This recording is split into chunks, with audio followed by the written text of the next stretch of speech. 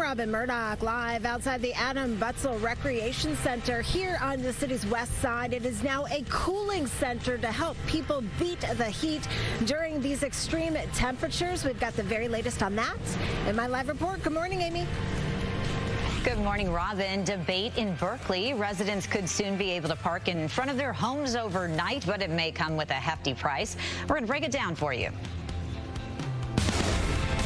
Working for you.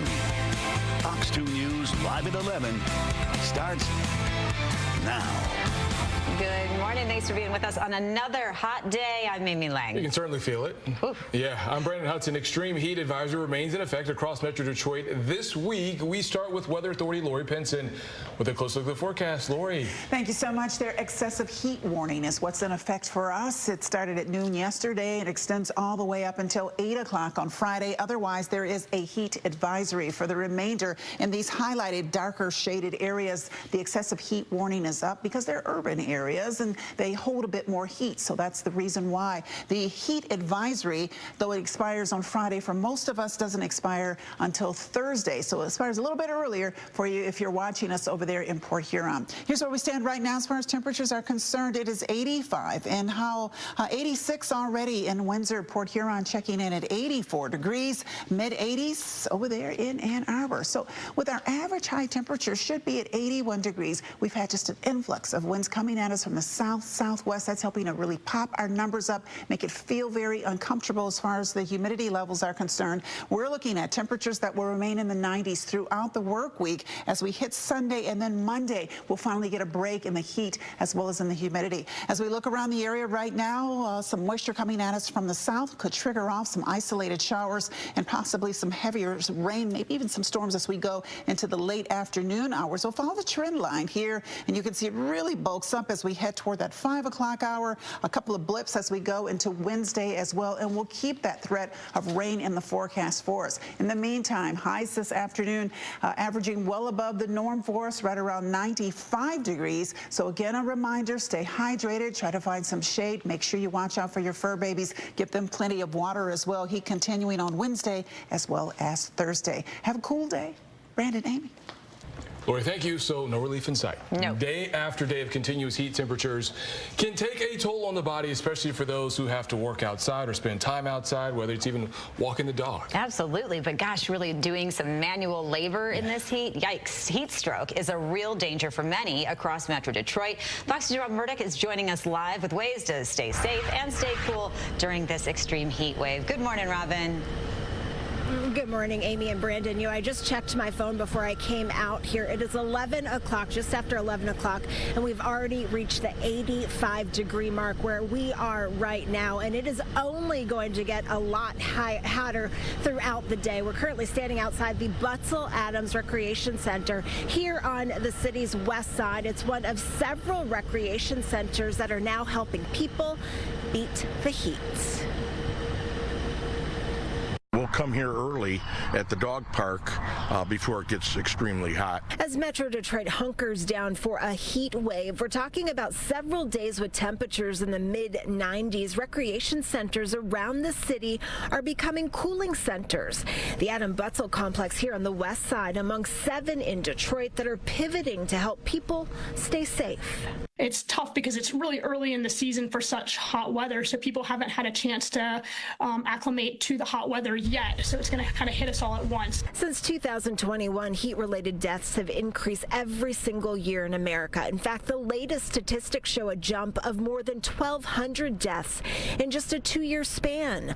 Alarming numbers, equally frightening, though medical experts say heat stroke can develop in as little as 10 to 15 minutes. If you're in one of those at-risk categories, that you might want to take some extra precautions or put your activities to being earlier in the morning or later in the evening. Those high-risk categories include people who may have a health condition that requires a medication that can unfortunately dehydrate them, along with the elderly and young children. Doctors recommend wearing a hat and light-colored, loose-fitting clothing during extreme temps. Using sunblock also a good idea, and drinking lots of fluids from the moment you wake up. If you're outside and you're doing activities activities and you start to get a cramp in your legs or something, that is the first sign that you could be dehydrated. Other telltale signs of heat-related illnesses are headaches, feeling dizzy or faint, even tired and lethargic. Heavy sweating and pale skin, also some of the possible symptoms you should be on the lookout for.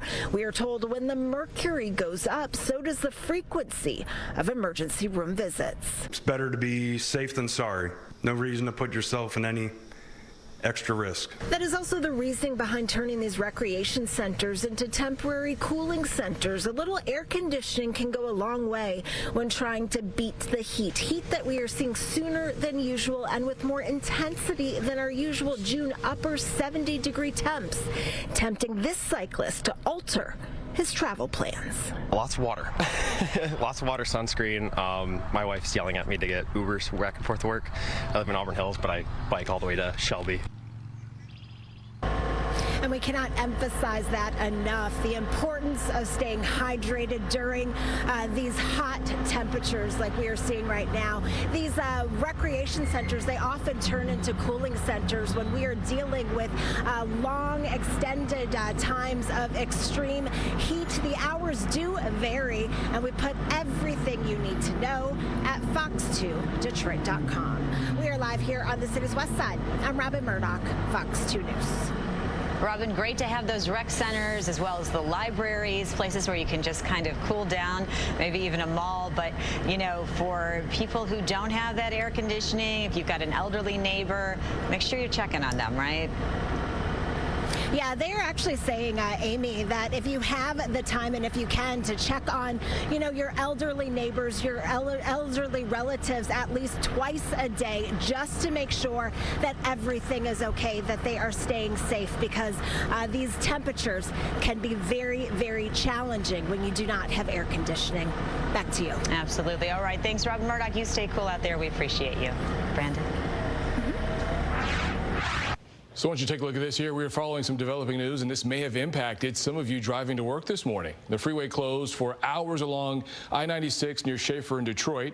Michigan State Police say they discovered the body of a 59-year-old man from Florida along the shoulder around 6:20. They say that he was the victim of a hit and run. That driver never stopped. No suspect information has been released at this time, and the investigation remains ongoing. In tragedy for a family in Dearborn after a teen drowns at camp. The 17-year-old went under the water, and people that he was with could not find him.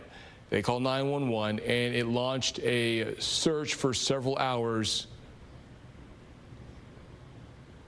Everybody was just all hands on deck trying to help. Yeah. And it was sad because we didn't see anybody flailing in the water. We didn't see, it was not very many people at the beach. There was no noise, there was no screaming, there was nothing. It was just quiet. Yeah. Just that sad quiet.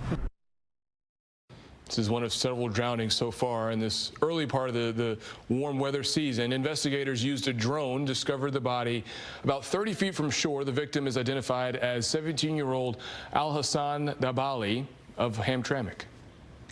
And testimony underway once again this morning in the trial of the man accused of killing Samantha Wool. Her ex-boyfriend back on the stand, but yesterday he first started on the stand offering chilling testimony. I began to believe that I was responsible for her death, that I had somehow killed her and didn't remember. The downtown. Jeffrey Herbstman says he suffers from depression and had started a new medication when he confessed to killing Wool. Authorities later releasing him after being unable to find evidence to support his claim. Michael Jackson Bolanos is charged in that case in what prosecutors allege was an attempted robbery. The former Detroit Riverfront CFO is reportedly working on a plea deal. William Smith is accused of stealing up to $40 million over the course of 12 years. According to the Detroit News, his lawyers and federal prosecutors are talking. This is him leaving federal courthouse. The feds pressured him after putting a lien on his home. Without a deal, he faces charges that could send him to 30 years in prison.